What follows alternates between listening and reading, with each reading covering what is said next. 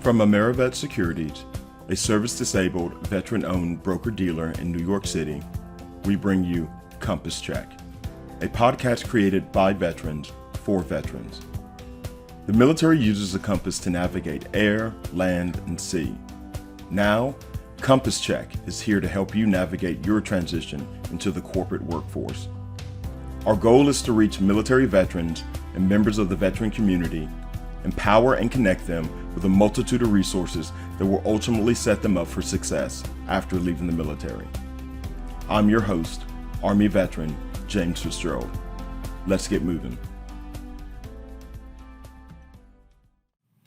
Uber Technologies, based in San Francisco, revolutionized ride-hailing, food delivery, and package delivery through Uber Eats and Postmates, and has expanded globally with freight transportation. Uber's Military Veteran and Partner Program, commonly known as MVP, offers global opportunities for the armed forces community as they transition into the next chapter of their journey. My guest today is the head of Military and Veteran Programs, Michael Pett. Here's our conversation. Buckle your seatbelts because your ride is here and it's about to begin. We have Uber joining us for the kickoff of season 2 of Compass Check. And I'm so happy to have my guest today, Michael Pett, who runs the Uber Military Veteran and Partner Program, which is focused completely on hiring military veterans and their family members and bringing them into Uber to make them part of the Uber family. So what I'm going to do here is shut my mouth and introduce Michael to our listening and viewing audience. It's an absolute pleasure to have you here with me today. Thank you, James. Appreciate it. Great to be here. Let's jump right into it. Knowing that you are a military veteran yourself, what better place to start off by hearing a little bit about your military background to get us teed up for the conversation that we're going to have here today? Yeah. Happy to share a little bit more about my background. So I am a retired disabled veteran of the United States Army and the Army National Guard. I'm really dating myself here, but, I served for 21 and a half years, 15 of which were on active duty. The rest was in the National Guard. I came in very similar to, I'm sure, a lot of folks, right? Was really looking to leverage the educational benefits that were afforded to us by serving. I didn't necessarily have a passion to serve, although my brother, my uncles, my dad, my grandparents, it all served. I was looking at it as a means to an end. And it was really my affinity for, the flag and the uniform was something that came much later, probably after my deployment. But that's me. All my time was on the enlisted side, held 3 different MOSs, and just, I'm so grateful for having the opportunity to have served for as long as I did. That's great, but I know each and every single person that's watching this episode wants to know, can you tell us those MOSs? I was an 11 Bravo infantryman, so it's like I'm always curious to hear what other military occupation specialities other people chose. Absolutely. So, it was more of a bargaining system. I remember with my recruiter, my dad wanted me to be an 11 Bravo, and my mom was probably going to divorce him had I signed that contract. So I actually enlisted as a human resources specialist. Absolutely despised that role. So later transferred, switched MOSs to become an 88 Mike. So nice. I was a driver of all things. And then finally, I finished out my career within Recruiting and Retention Command, which is kind of why I'm sitting where I'm sitting today. But the last billet that I held was ROTC cadre here in the Chicagoland area. Worked with many amazing men and women that ultimately became Army officers. So at a bit of a training and development role for the end of my career. Wow, like just me on the tail end, post-military, listening to the occupations you had in the military, it's like, wow, you really set yourself up for success. And I don't think a lot of us view what we did in the military in that kind of lens. But all three of the jobs you have can be transferable to the outside world and completely fit over something that's already in the civilian sector. So, like, I really want to hammer those points home to those that are currently serving or that have those MOS under their belt when they get out, that, yeah, you are a viable candidate in so many different fields. And we just don't know it because whether we liked it or not, like, we viewed our jobs through such a narrow lens. It was usually a narrow lens of service. And it really wasn't thinking about, hey, how can I use this once I leave the military, or if I choose to leave the military and have a job afterwards. So it's very interesting just to hear that dynamic of your military experience. I would love to hear what were your plans as you were beginning to transition out of the military? How did your thinking change? Were you looking at different geographical areas, or were you really focused on just the employment piece? Yeah, so there was a couple of different things that went into where I wanted to go, right? Where I want to go and where I could land, I knew were two different things, right? And I think it's imperative that we separate what we want versus what we may get, because sometimes they don't always find a way to meet in the middle. Ultimately, what I did was I looked at my entire body of work. At this point in my career, when I was stepping away from active duty, I did a bit of a cost benefit analysis. And then for those that are less aware of what those are, really I looked at, if I did another 5 years on active duty, what could I potentially be forfeiting in the civilian sector? From a promotion perspective, from a compensation perspective, I had to take all of that into account. So I added that as part of my pros and cons list. Then I looked at companies that were military friendly, or at least, back then, what the perception was that they were military friendly, right? Were they hiring veterans and military partners? Were they making that part of their, day-to-day when they were sourcing for talent, right? And then was there going to be a soft place for me to land? As a senior non-commissioned officer at that time, I was really focused on, okay, I need to make sure that it's a one-to-one comparison, right? I have to be a recruiting manager. I have to be, in charge of a team. I have all these things, right? At least that's what I was telling myself. What I really needed was runway. I needed time to continue to learn and grow, learn the new languages that I was inevitably going to have to learn, but also understand what my role was, right? It's very easy for us that have served to think that it's a direct one-to-one comparison, but it really isn't. The CEO of your company can't go be a 4-star general, in the United States Army, nor could a 4-star general necessarily go be the CEO of your company. And I had to get out of that old way of thinking. And that's what really helped me have an easier transition. Not the best, but an easier transition.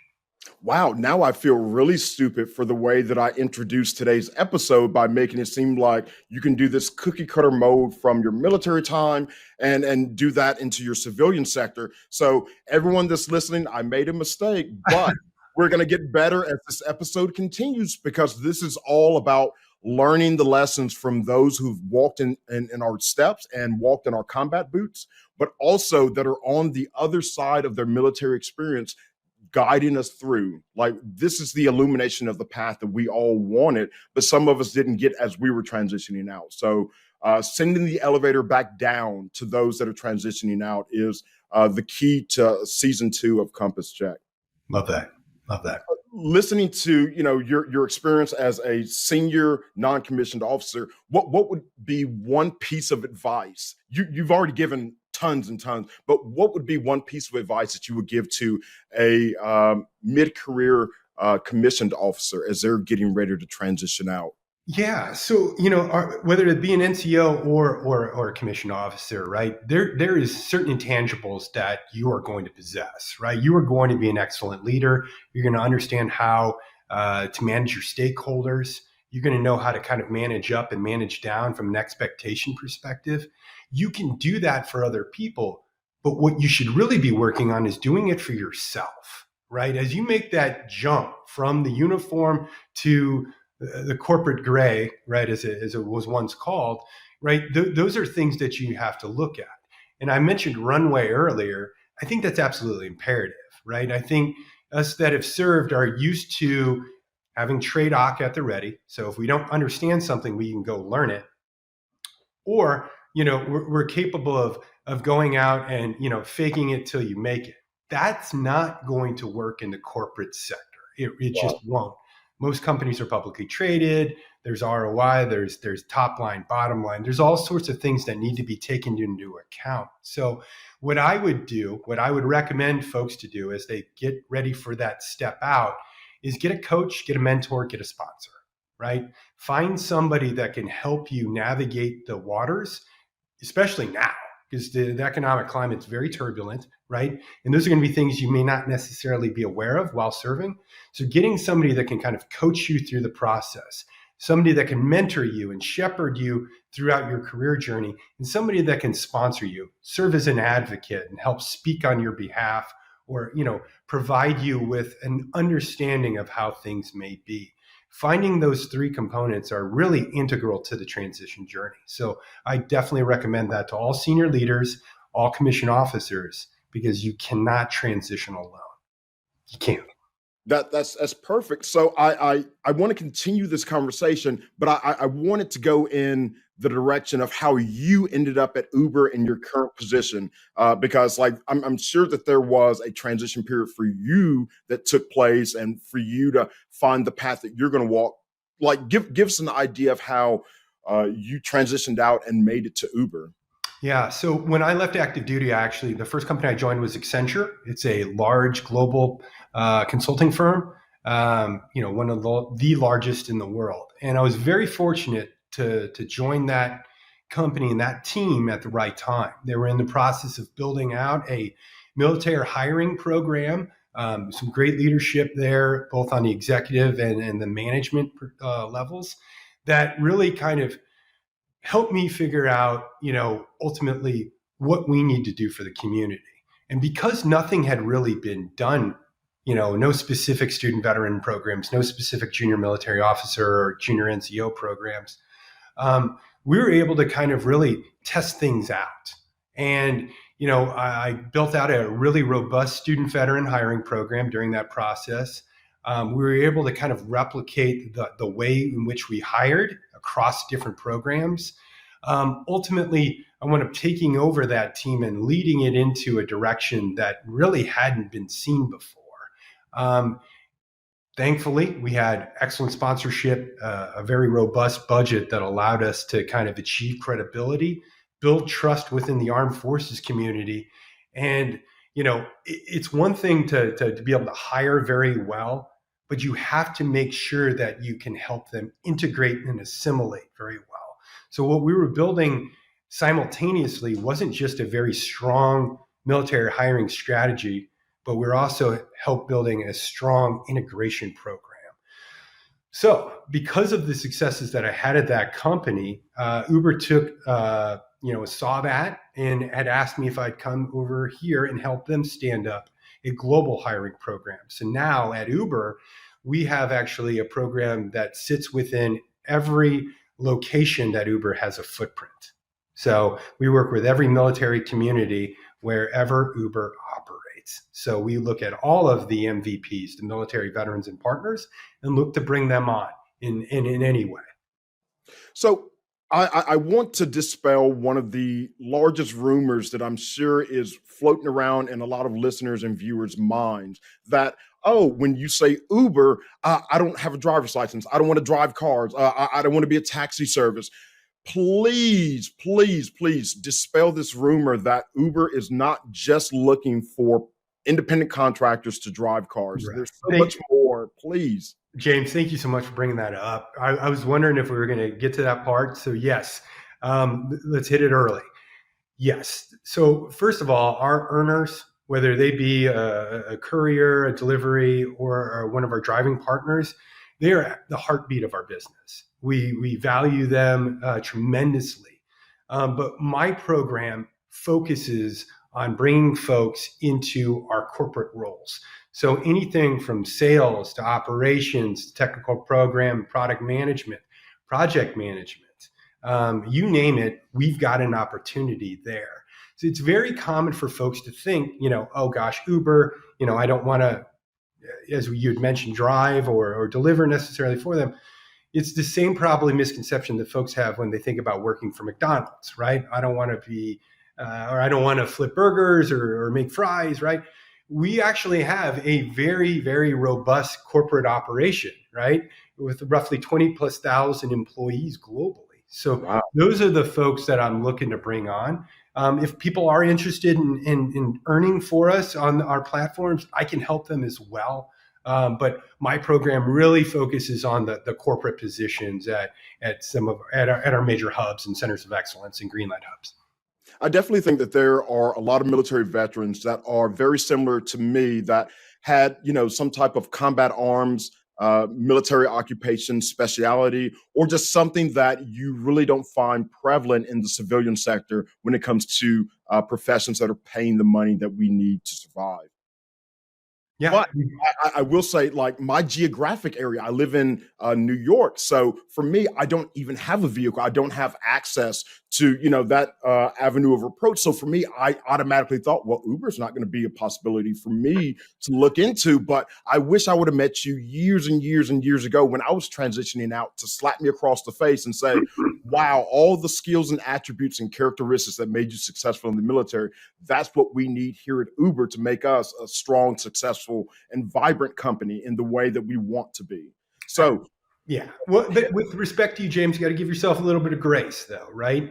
There's a lot of misconceptions, and folks are generally uninformed when they're making that transition journey, and that's why it's so important that you host amazing podcasts like this, and we get out into the community and continue to educate people.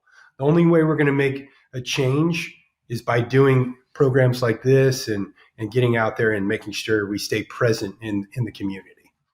And speaking of change, we're going to change pace because we're going to hit directly into the MVP program.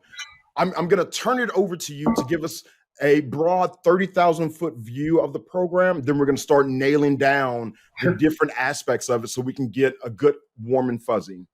Thank you for that. Our MVP program is something I'm very proud of. MVP, folks think most valuable player, minimum viable project or product.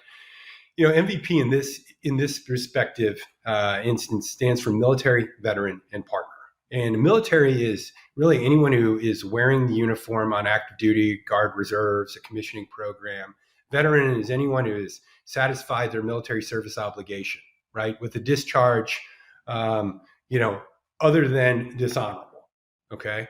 And then partner, because it's 2023 and we do our absolute best to think, work, operate, act, and live as inclusively as humanly possible. Partner opens up the aperture, right? It's anyone married to someone serving or served, right? Regardless of sexual orientation. Partner is the category. Trying to strip spouse out of the language we use because it has a gender kind of definition to it that, like I said, partner is a much more inclusive term. So that's the MVPs. That's the talent segment. And once again, any country that Uber has a footprint is what we're working with. And then what the program does is we hire, act, and create. Okay. We hire external talent or those transitioning from either active duty, guard or reserves, a campus, or even an accelerator or boot camp. My team acts as internal consultants where we educate not only our talent acquisition teams on where to find us, how to attract us and retain us, okay, but we also educate our hiring managers so that way they're more familiar with what our profiles are, our backgrounds. James, you'd mentioned you came from a combat, arms MOS. My team has to go in and make sure that our hiring managers know that's not a scary MOS. That's not something we should be pushing away from. Our infantry, our field artillery, our tankers, right, and our other folks within combat MOSs have wonderful skill sets, excellent educational backgrounds. So what we have to do is come in there and kind of re-educate people that the old way of thinking about the military doesn't align with today's modern military.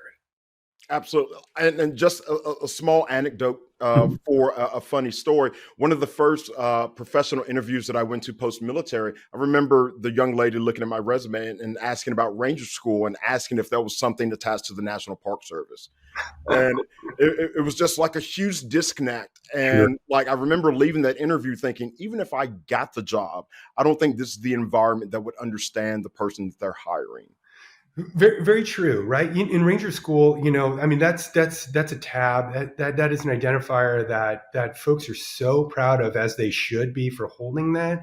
But if you break it down, right, you have the ability to live in ambiguity, right? Navigate extremely turbulent and stressful environments, right? Think on your feet, right? So what could have been done is kind of repackaging the way in which Ranger School was showcased, right? So they can see that, oh my gosh, James is an excellent project manager. He's, an excellent leader, just by Yes. having an understanding of what that school does to help us shape our kind of military career paths. I still have that resume framed and hanging up on my wall because I just remember the feeling. Like I had listed all my deployments, my team leader time, just all the things that I felt were important for someone interviewing me to know. But what I didn't do was exactly as you described. What does this interviewer, what does my employer need to know, and how Mhm. do they need to receive this message? So, rewording Ranger School to have them understand it's a premier leadership school for the military. So Absolutely. exactly that project manager, that supervisor, that shift leader, wow, you've already gotten that in-depth training from one of the most valuable organizations in our country. One thing to add to that, James, is when we come down to, like, there's tons of things I'm very proud of my military career. The schools that I went to, the awards that I received throughout my 21 years. But it's not about me in that instance. We have to look at what's relevant for the role, for the company, for the function that we're going to be performing and operating at. No one's taking the amazing work that you've done in service away from you.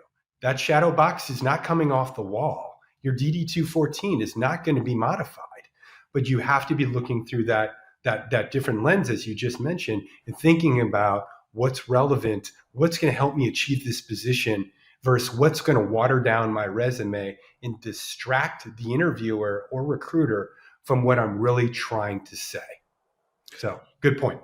And it's been a shift over the last. I'll be very generous. Over the last 10 years, organizations have really shaken themselves out of this apathy and understood that there's a huge talent pool that's leaving the military each and every single day, and it's for us to tap into that. And I think Uber has done an excellent job. You've already been designated as a military friendly employer, and like just speaking with you and how Uber has gone above and beyond to understand the military active duty service member, the veteran, and their partner. I think that is profound, and that really shows above and beyond. Not only do we want you, but we're going to headhunt you. We're going to try to find this talent and bring you in and hold on to you. Absolutely. So knowing that we love acronyms in the military, MVP does cover three different aspects. I would like to hear just a little bit about the breakdown when it comes to enlisted and officers, though. Mhm. I know that that's a huge dynamic as they transition out with different sets of skills, different experiences. But like, what are some of the ways that Uber has this MVP program set up to support enlisted versus commissioned officers? Like, what are some of the differences? Yes, there's a couple of key ways, right? At the end of the day, the broader community at Uber, right, is not of the MVP category, right? So I have to make sure that I package what we're delivering on in a way that they're going to be able to digest that. So educating our folks on the difference between enlisted and commission isn't generally part of my training module. I do walk them through rank, but at the end of the day, that's a lot for them to learn. It's our job as veterans and military partners to assimilate to cultural norms at this company and at every company for that matter. But what we've done is we've built pathways, right? Because there are distinct differences between the enlisted and commissioned ranks. So, primarily, a lot of the lower enlisted folks are non-degree holders. So what we have to do, we had to create alternative pathways to bring them in and make sure that they had a seat at the table at Uber. One thing that we launched last year was a cohort that was all MVP owned for Boost. Boost is a software engineering apprenticeship. Okay. And what it does is it allows the veteran and their spouse or partner, right, to leverage an accelerator, okay, or a boot camp to come in as a software engineer. Wow. No degree required. Okay. Leveraging that, they'd obviously had to go through certain interviews, right, in order to qualify.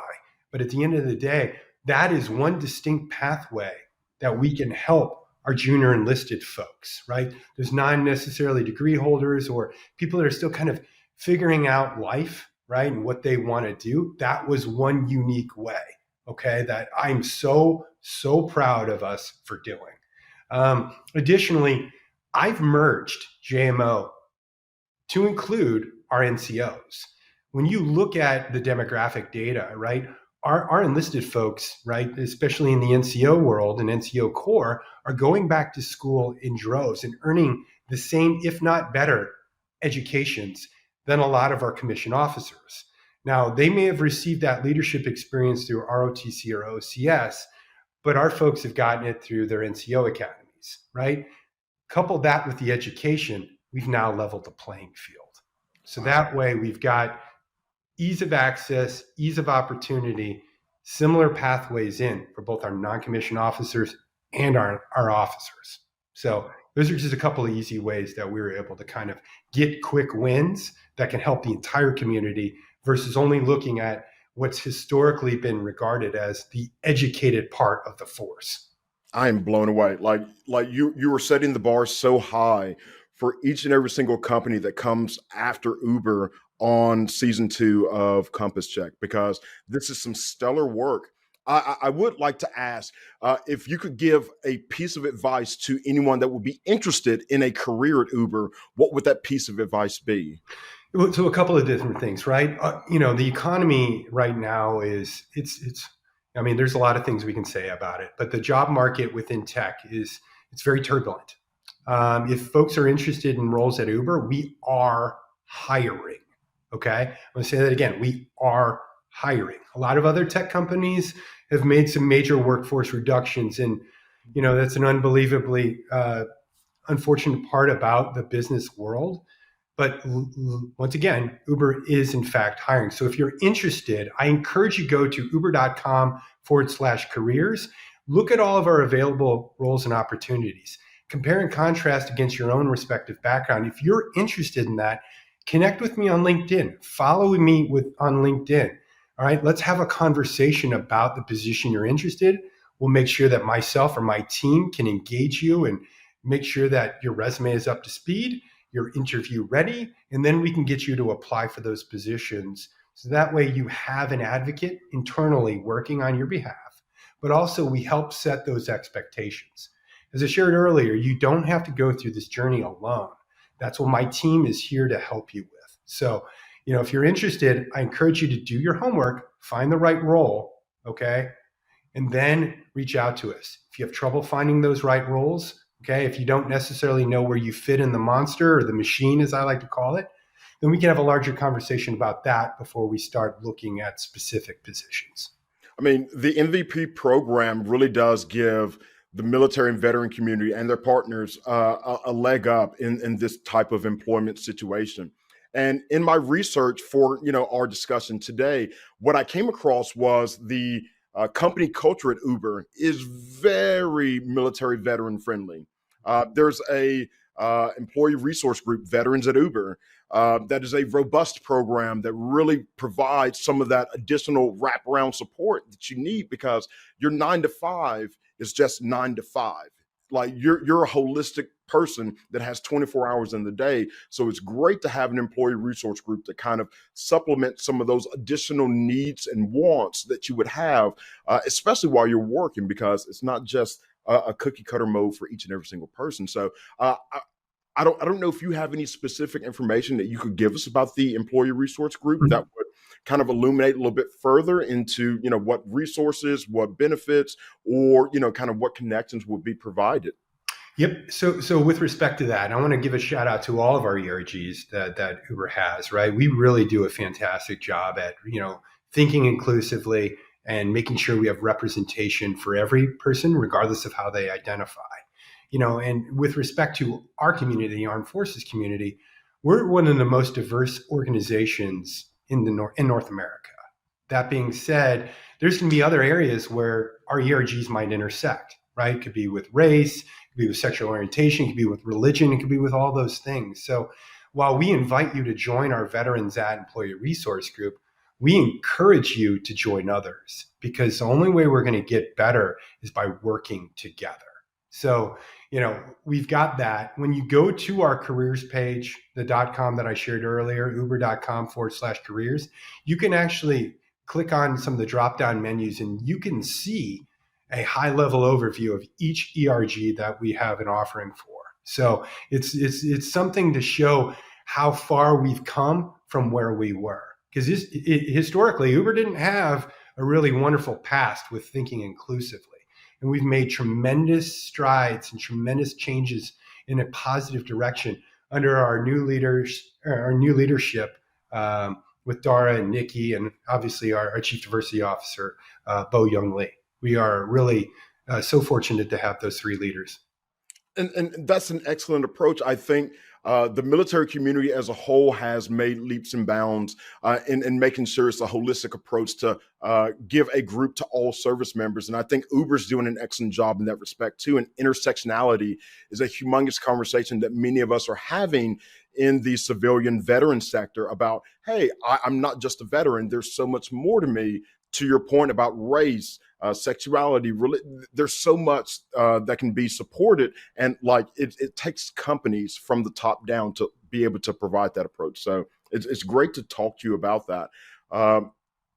I'm curious, like talking to you today in the present 2023, what would you tell transitioning sergeant, sergeant first class, master sergeant, Pett, as you're transitioning out? What advice would you give to that individual that you wish you would have had? Oh my gosh. If I were to talk to the younger me, I would have said pre-work. I would have said pre-work, for sure. Start learning new platforms, new technologies, right? Familiarize yourself with Tableau and SQL. Get into the weeds regarding what your scope of work is going to look like. I had to drink from a fire hose when I first got my role. Once again, this was my lack of information and ignorance about recruiting, thinking it was a one-to-one. So I had to learn a lot of stuff very fast and really independently. If I had really researched some things a little bit more, I probably would have had an easier transition. And it wasn't the easiest of transitions. So I would say definitely, educate yourself a little bit more about your role inside the corporate space. Familiarize yourself with platforms, technologies that you're going to need to understand, because what it'll do is it'll create that softer landing spot. Because your coach, your mentor, and your sponsor are going to help you, from a professional development growth perspective. But some of the individual trainings and technologies that are used, oh boy, I was really behind the eight ball there. My next question, and you may have answered this earlier, but is Uber hiring right now? Yes. Okay. To reiterate, Uber is in fact hiring now. I believe we have 627 open roles globally. We'll be adding more throughout the year. Okay, but we have, once again, everything from sales and operations, program and project management, software engineering managers. You name it, we've got it, because it really takes every type of role that exists out there in order to get a large company like Uber off the ground. So we are absolutely hiring, and we'll be hiring more throughout the year. Wow. And that's excellent news. One thing that I've always been curious to ask individuals that are in various industries, what do you, in your opinion, what do you see as one of the larger changes in the horizon that's on the horizon for your industry, maybe in the next 5-10 years? What do you see as a large shift? Yeah, for me, is really hitting global expansion, right? At the end of the day, the U.S. has done a wonderful job at being as patriotic as it is. We have 42,000 VSOs, but that's not the way it is in the other countries around the globe.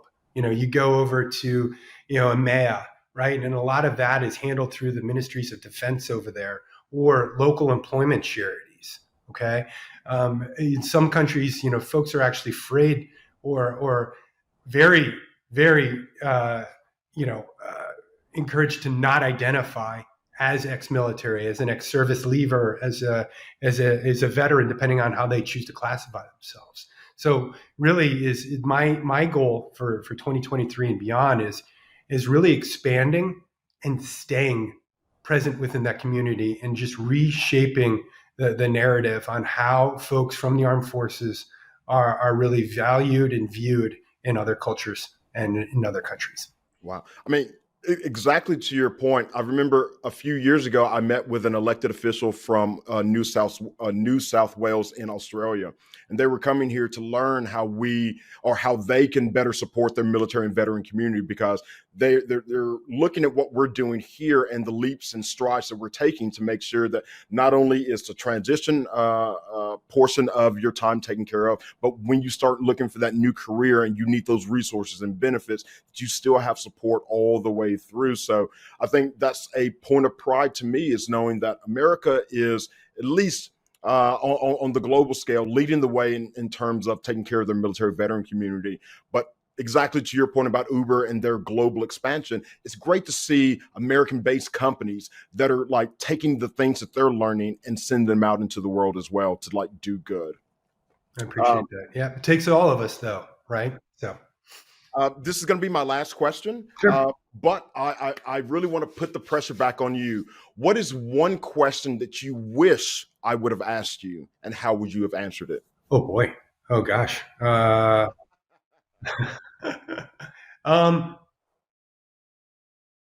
it can be about anything. Yeah, I guess one question that I think could have been, I guess, what partnerships does Uber leverage, or which nonprofit partners do they partner with?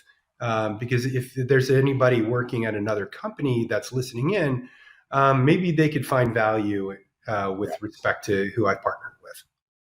Thank you for that. Like, that actually is, I guess, the perfect segue to lead me to our final comments. Because if you're listening and you have a company, you have an organization, or you know of someone that would be a good fit for Uber, please make that connection. Because as Michael said just a little bit ago, we're all in this together, and it takes us all to pitch in to make this happen.